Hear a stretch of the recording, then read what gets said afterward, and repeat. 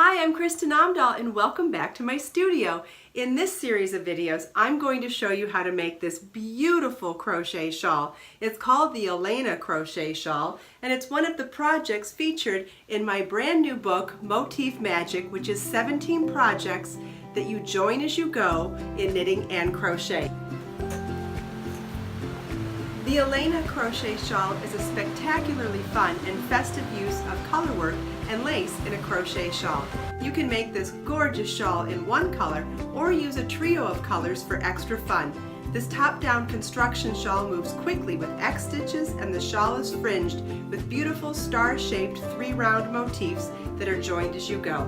This shawl features a trio of tidbits of Be So Fine yarn, which is 100% bamboo, fingering weight. The colors shown are Sun-Kissed Yellow, Caribbean Turquoise, and Passionate Plum.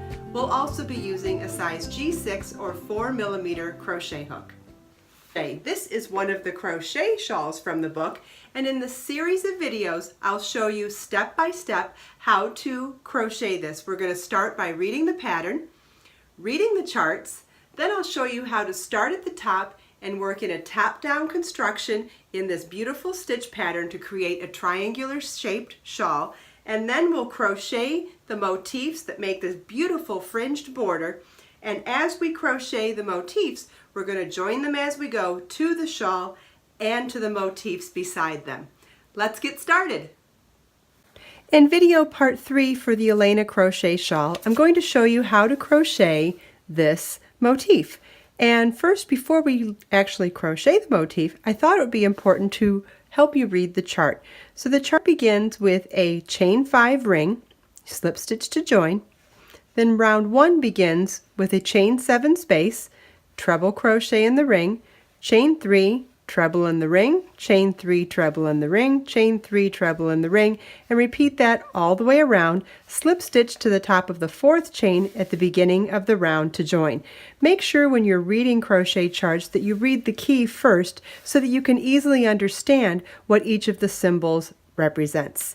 Notice also that each round is alternated in color so that you can easily see where one round ends and the next one begins. Round 2 begins with a slip stitch into the first chain 3 space, chain 3, 3 double crochets in the same space, chain 4, 4 double crochets in the next chain 3 space, and repeat that all the way around, ending with a modified chain 4, which is chain 2 and half double crochet into the third of the beginning chain 3. Round 3 and our final round begins with a chain 4, which counts as a double crochet chain 1, double crochet chain 1, double crochet, all in that same chain 4 space, chain 2, single crochet in the space between the second and third double crochets of that 4 double crochet group, chain 2, in the next chain 4 space work double crochet chain 1, double crochet chain 1, double crochet chain 3, double crochet chain 1, double crochet chain 1, double crochet, all in that chain 4 space, chain 2, single crochet in the space between the second and third double crochets of that 4 double crochet group, and repeat that all the way around. Now let's do it with our yarn. To begin our motif, we're going to tie our yarn to our crochet hook. You may use a square knot, a slip knot, whichever you prefer, and there is no wrong way to tie your yarn to a crochet hook. Start with a chain 5 and slip stitch to the 5th chain from your hook to form the ring. Round 1 begins with a chain 7, which counts as a treble chain 3. So the first 4 chains count as your treble, and the next 3 count as a chain 3 space. And we're now going to work the rest of our stitches in the chain 5 ring, not into the chains themselves, but into the large ring in the center.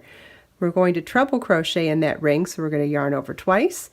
Insert your hook into the chain 5 ring, yarn over, pull up a loop, yarn over, pull through 2 loops on your hook, yarn over, pull through 2 loops on your hook, yarn over, pull through 2 loops on your hook.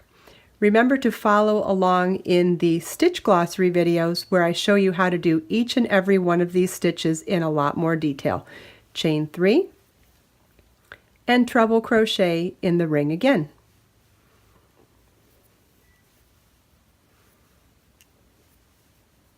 And you want to repeat this all the way around until you have a total of 6 chain 3 spaces.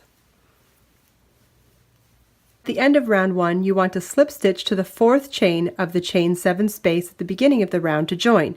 That is the treble equivalent. So we're going to count up 4 chains and slip stitch to join. And this is what the end of round 1 should look like.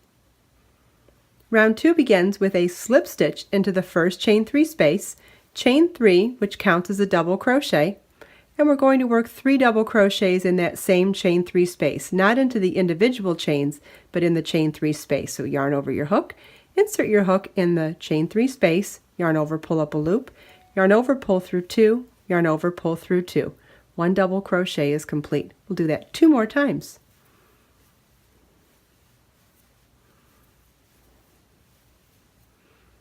Chain 4, 4 double crochets in the next chain 3 space,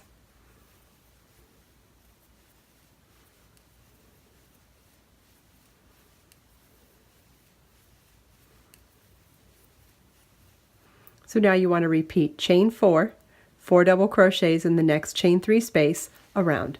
For our last chain 4 space, we're going to modify it with a chain 2 half double crochet so we end up in the center of the chain 4 space. So we're going to chain 2 and then half double crochet into the top chain of the chain 3 at the beginning of the round. So yarn over your hook, insert your hook in the top of the 3 chains, yarn over, pull up a loop, yarn over, pull through all 3 loops on your hook. So now we have the equivalent of a chain 4 space, but we're positioned in the top center of the chain 4 space instead of at the end of it. So now we're ready to start round 3, which starts as a chain 4, which counts as a double crochet chain 1. And in that same chain 4 space, we're going to work a double crochet, chain 1, double crochet, chain 2.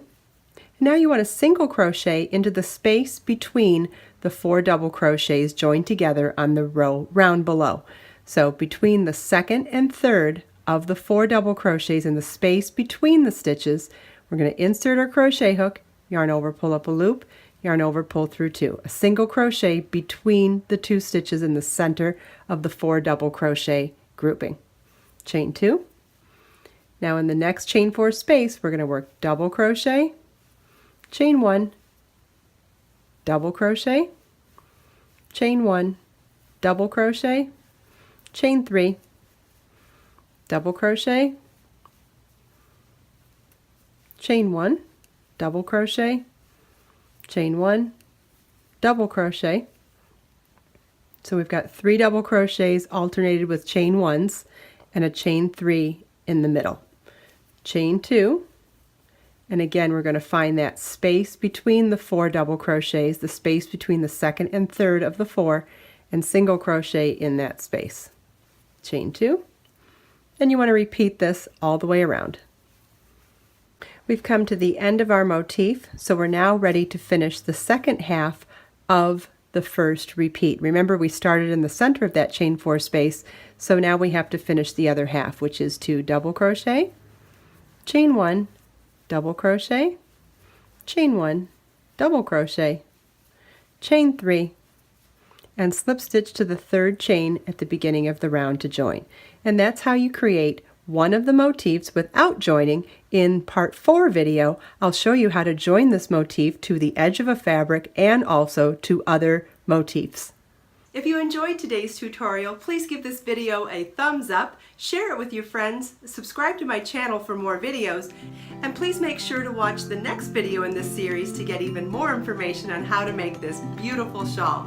Let us make time to create, share, and inspire today and every day. I'll see you in the next video.